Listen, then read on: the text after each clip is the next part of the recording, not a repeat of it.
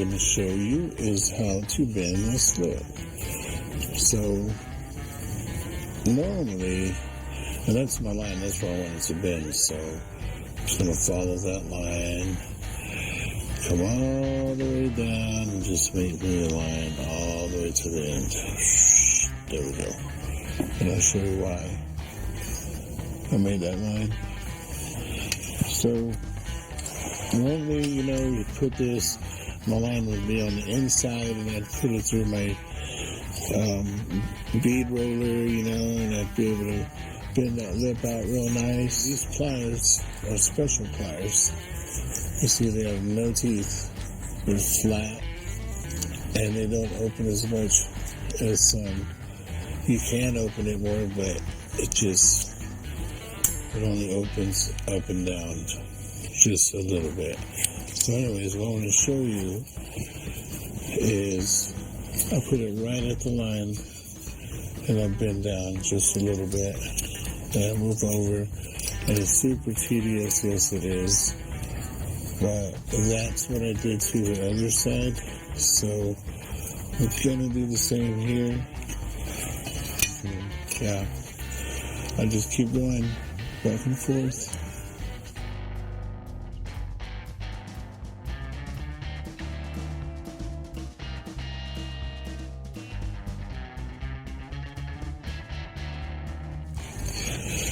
Okay, I've made me a few notes. Right here, I'm going to cut. Later on, this is a curve that I need to follow. Down here, I don't know, I'm going to cut this first once this is off. Hopefully this bottom piece comes to place. Because right now, I don't know yet. So now what I'm trying to do is get this to set right. So I'll start trimming on this lip until it sits where I want it.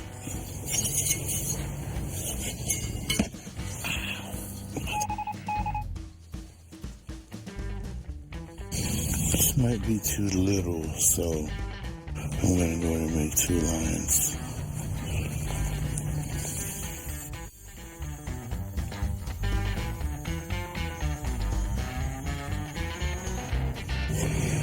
All right. Now, you see I trimmed on the first line I did, and I'm going to trim it a little bit. You see it's square, and I need this to come in at the top. And this is what I call a experienced guess. There we go. Man, look at that. Alright, we stick with that. So my calculation was correct. I do need to cut, say, from here to here. So the best way that I know how, since I don't have a foldable, bendable, straight edge. Oh, what am I doing? I'm over here fighting myself. I need to hold it right here where I can see them both. So there we go. And as I tack this in place, I'll be twisting it where I need to go.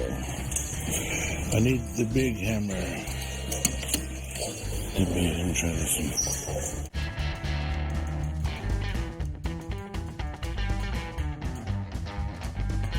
You want bigger results, get a bigger hammer. Solid tip.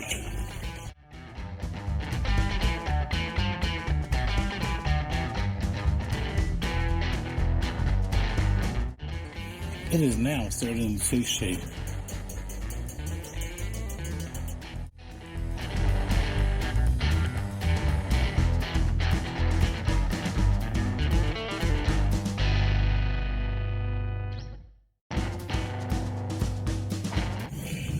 All right, back at the table again. So here we are. I was hoping this piece would never see this table again, but this will be the last. I'm going to weld, grind it, do all the finishing touches right now, trim it, hammer dolly, whatever needs to be done, it's got to be done right now. Once we finish with this, I'm going to epoxy the inside of it before we put it on, because now this last time, once I put it on, it's not coming off. We're going to do all our final, whatever needs to be done, and I'm very confident that we won't have to do anything else. Very confident. As you can see, we still have a ton of work left, so it's the part where we're going to kick the music up and hit this thing, fast forward.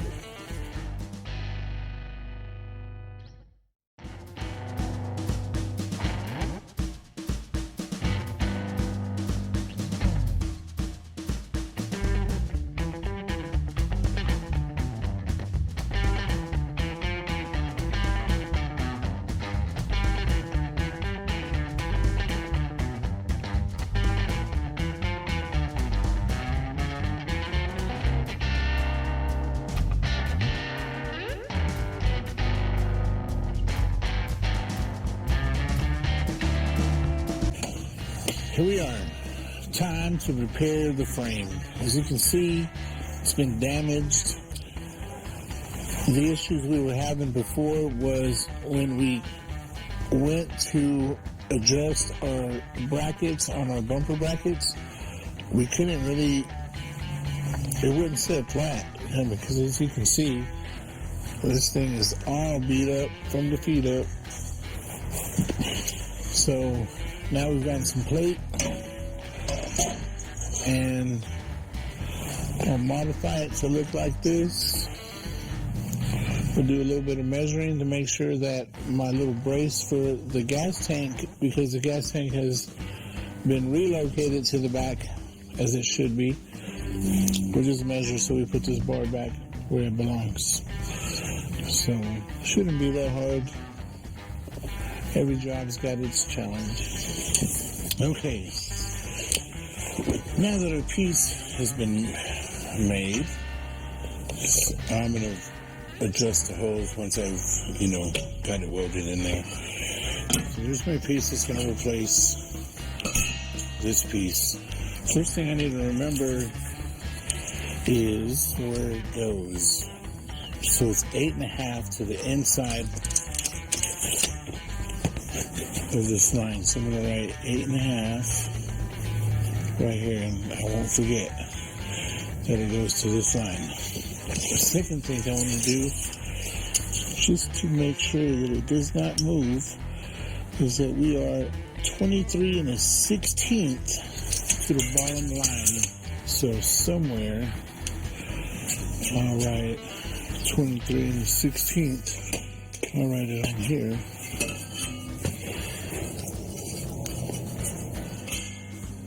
So now that we've established where this stays, we can cut it. But before we cut it, I really need to lock in my piece.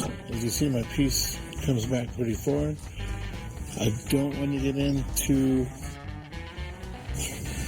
my leaf spring mount, so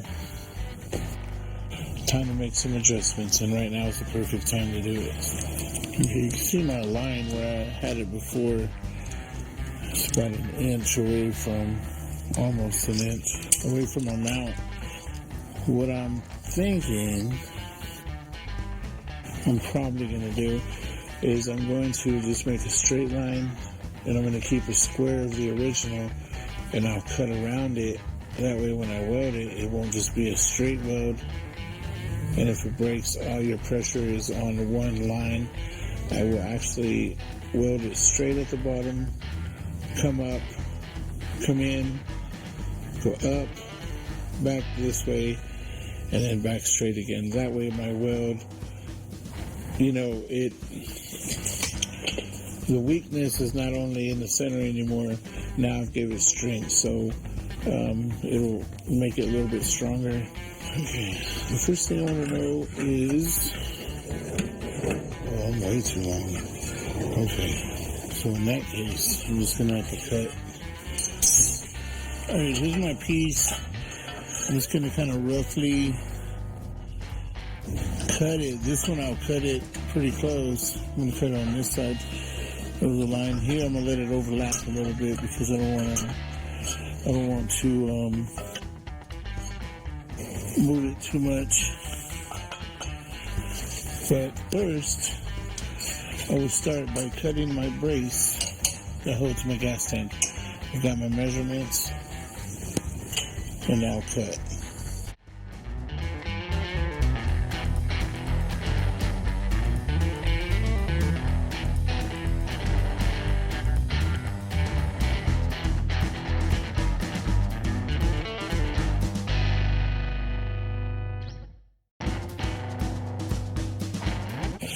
Well, I thought I was talking to you, but I was talking to myself. I didn't know I had it on time warp. Anyways, what I said before I paused myself was, there it is. All I have to do now is just make sure this is straight. Right there. And start tacking it in place. I'll move this. I'll tack it, and then I'll start checking everything, make sure that nothing moved and everything stayed where it's supposed to be. So,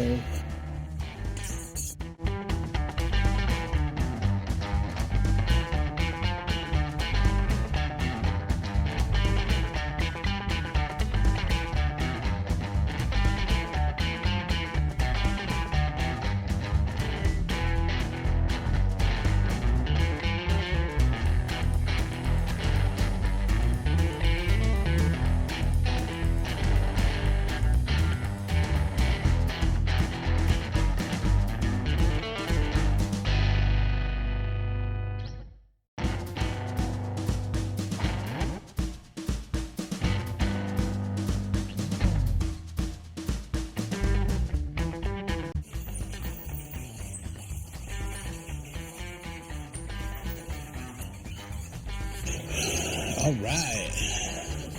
So now that our piece has been installed, solid as a rock, we will go with the gas tank. Reinstall it. That way, when I put the bed on, I'm not underneath. I can get to my stuff to lay down, so I don't know who I'm fooling. You are the back of the bed. This is so cool. Here, I thought it was dented. I thought for some reason the bed came in and hit it, but no, it's designed this way. It's got a little dent here, but no big deal. I'm going to take advantage now that the bed is off, and I will strip it. Once I strip it, get this back glass out, I don't think we need it, so we don't have to be too careful getting it out.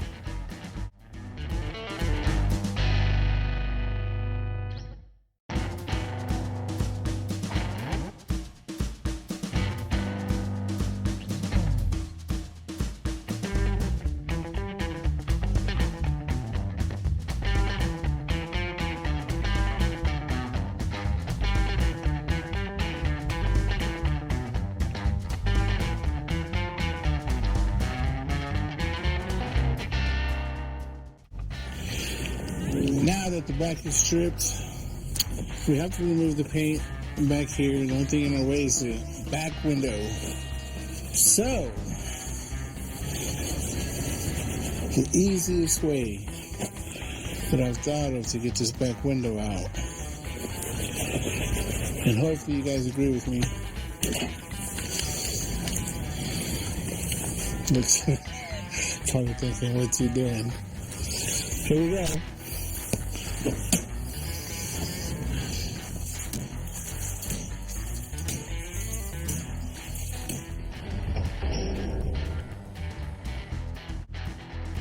Here we go again with that Harbor Freight surface conditioner.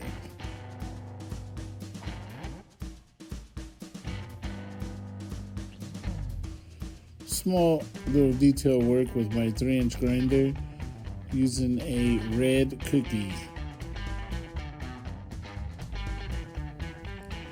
And for the fine detail, we do it by hand.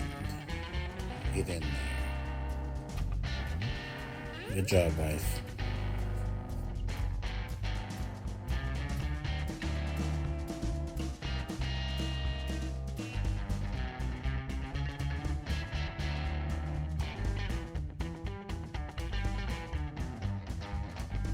Here I have already filled in the low spots, and after I filled it in with my 3M Platinum filler, I blocked it down with 80 grit and then went over it with 180, and now I am masking it and prepping it for some filler primer.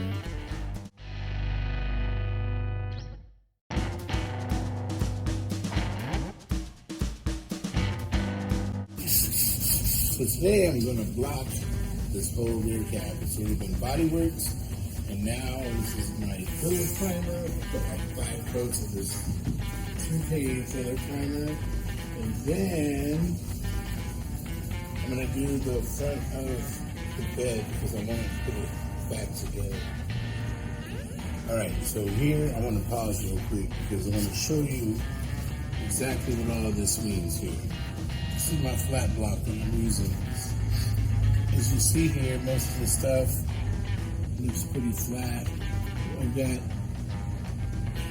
kind of a lumpy area right here. Might need a little bit more blocking, but as you see me, I started on this side, and what's telling me to move forward is as soon as I break into the epoxy primer, I start to see epoxy primer. That tells me that that's the highest point, and I don't want to go no further because if I do, I'm going to break into much. So I stop, I keep moving forward. You see spots like this where you still have shiny primer, that tells me that that's still low. So I'll come back, put a little bit of glaze coat because it's not that low, and we'll continue on. Up here is a little harder to get the block, so I use my special block. These are super expensive. It's a paint stick with a piece of tape on it, and I've used it for years. It works great, especially for stuff like this. It does a nice job. It keeps it super straight. The main point about blocking also, as you see, I do the crosshatch pattern, is because you put the shine in the body before the clear. And your telltale sign, I'll put a light on that side, and just follow the sheen from that way this way, and you can kind of get an idea of what it's going to look like in the shades. So to further enhance it, we'll spray some waxy greases on it, and now you can really see what it would look like if we had spray clear on it right now. This is what your body work would look like.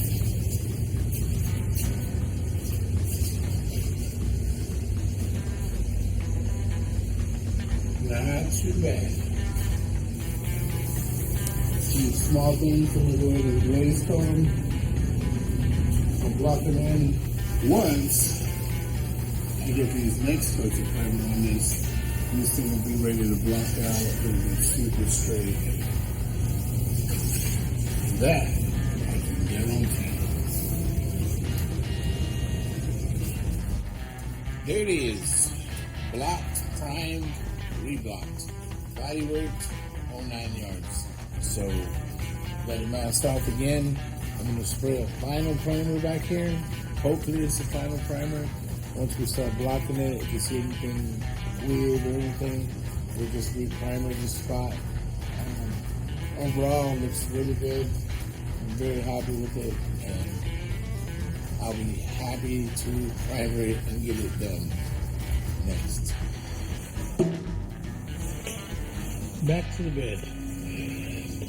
Some of you may be wondering why I primered this and I still have dents, and I didn't repair my dents before I primered it. The reason is I'm in Texas where it's dry. very little humidity, super dry air. I mean, it's awful.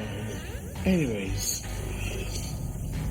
I just wanted to show you that it can still be done if you strip it to bare metal. You metal condition your metal. We use gems. We cleaned it all really, really good. Let it dry. After it dried, we de-ate it with 80 grit to get all, the gems off of it that was dry. That little film that it left on my sheet metal. Cleaned it with wax and grease remover, and then we continued to, we primered the whole thing. So now I'm going to show you how you fix dents after you've primered it already. And it's almost the same thing. Strip this down. We'll strip this area down so we don't have to strip it down and be in a rush and be trying to keep this from rusting if you live in an area where it's raining a lot and the humidity is always high. So as you see, I've got a dent right here, comes straight down. Then I've got a sharp right here. And remember, I tried pushing this out, but this stuff here, 12 gauge still. No, I think it's 13 or 14 gauge. It's thick. I'll make my lines. This comes down a little bit, so I'll beat it. I'll make my lines. Put it here. I don't want to get into the curve or anything, so I'll make me a spot right here. And in this area right here where it got dented, of course, it made a little high spot right here in this area. So I'm going to try to beat it in a little bit flat, and if it doesn't go in, we'll just cut it, straighten it out, and then weld it back together. So, here we go. How to fix a dent after it's been primered. And no, we're not just going to fill it with Bondo or filler. It'll be nice. Set it down, block.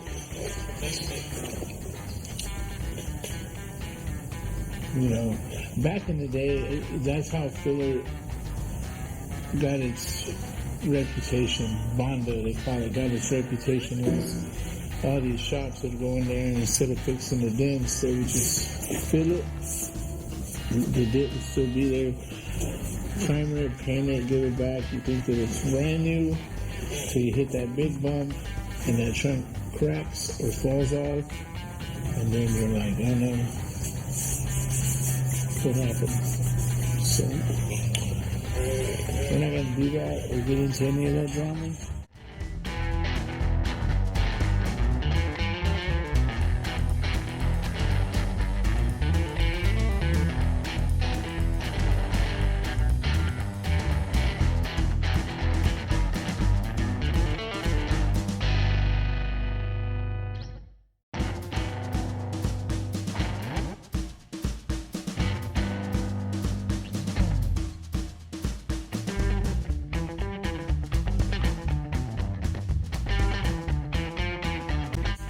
You got a huge dent right here on the side.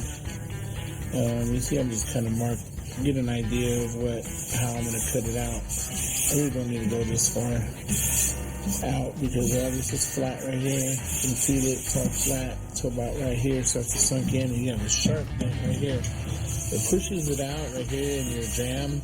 I'm going to try to beat this in, but I think I've hit it before and it didn't move, so I really don't want to cut into it, but it looks like I'm going to have to cut into this a little bit.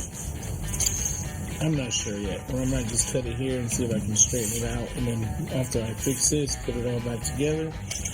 Either way, the plan is get it done. So I'm going to start by making me a line here. You see I've got a little low spot there, but it's not so bad that I can't cut and straighten out. So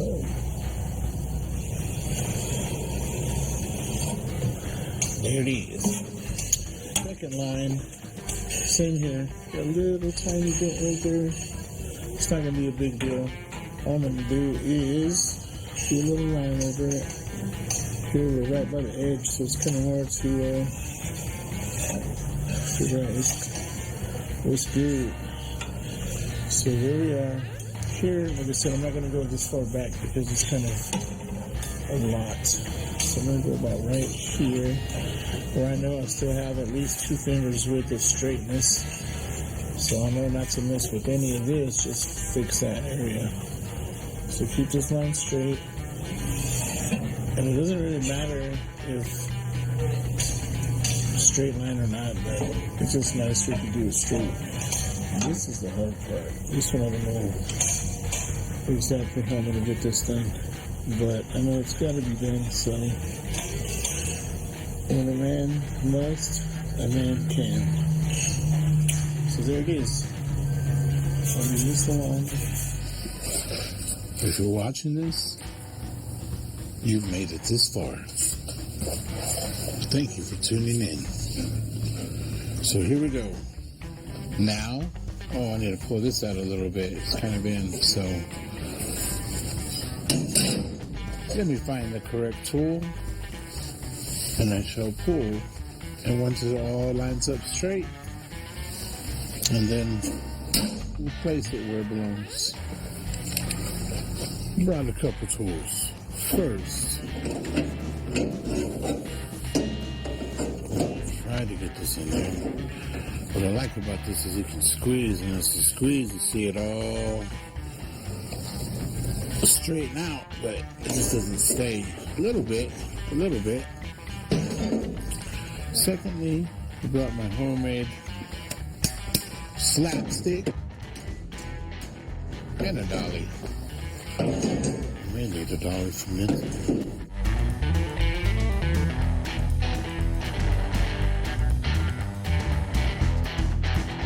So if I'm beating this out to try to straighten it out, the reason I hit it here, if this is out a little bit, it's just going to keep sinking back in. So I have to just kind of tap it a little bit, release a little bit of pressure, come back to here. And what I'm wanting to do is make sure that this is straight, you know? So we're pretty much almost there. We're a little bit down. You can feel it this way where it sucks in, but we are on the right path.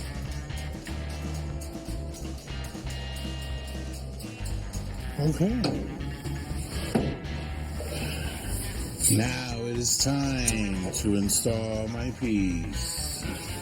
And I blasted all this stuff out as much as I could. Once I got done, this I grinded because it was easy to grind. In here it's hard to grind, so I used my blaster.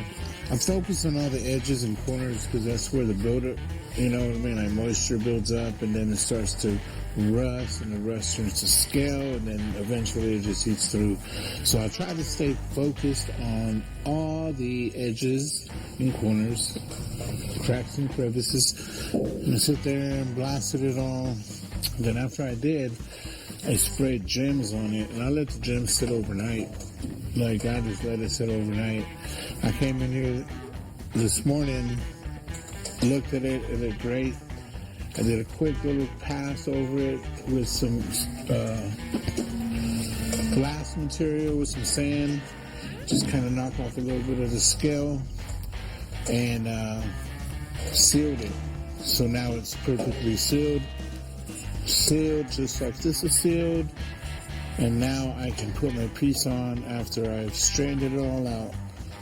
And once I get it kind of where I think it goes, and then I will line up my lines. So this tells me if I lay there,